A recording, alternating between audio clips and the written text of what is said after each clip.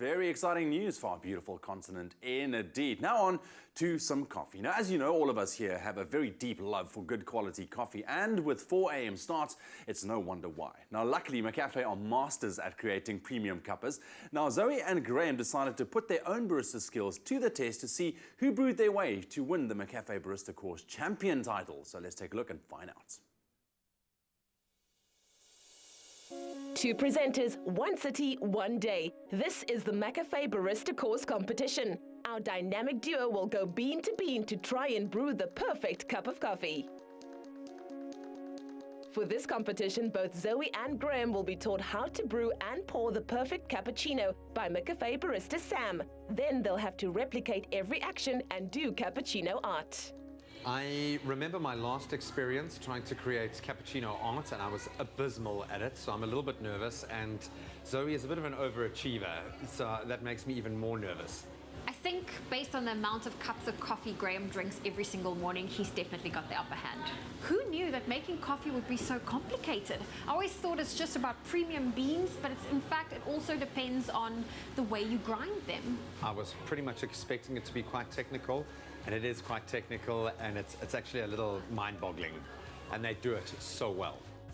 The cappuccino was invented in Italy in 1901 and remains a globally popular beverage to this day. Espresso coffee provides the perfect base, and McCafe's 100% Arabica beans are a premium quality and have a medium roast with a lingering flavor. Besides brewing the coffee correctly to achieve maximum flavor, these wannabe baristas have to master steaming and pouring the milk, using a pulling action to create their cappuccino art. My message to Zoe is, I'm coming. Be afraid. Be very afraid. Well, Graeme Richards, don't underestimate me. I think I can make a mean cup of coffee. Okay, guys, now is your turn. You can come around and give it a try. Okay, the competition is on. Remembering the steps was not as easy as I thought. In fact, the whole process was easier said than done. But I managed to tick all the boxes. I managed to get through each step, and I was able to produce a decent cup of coffee. But it looks like something. It's a leaf of some sort. Well, Graeme, it's easier said than done, so all the best of luck. That was pretty impressive, girl. Well done. Let me give it a bash. Woo. I love that it's quite a technical process, and you've got to kind of follow every step of it in the correct way to arrive at the perfect end result. Was quite nervous about frothing the milk. That's probably the most dangerous and technical part of the process, but it looked good. But ultimately, I did arrive at a picture. What it is remains to be judged. I'm going to call it a protea or a rose, a beautiful avant-garde rose. All right, Sam, I know it's a tough job, man, but you've got to judge us. Who's our winner and why? Wow. So the big question, who is our winner?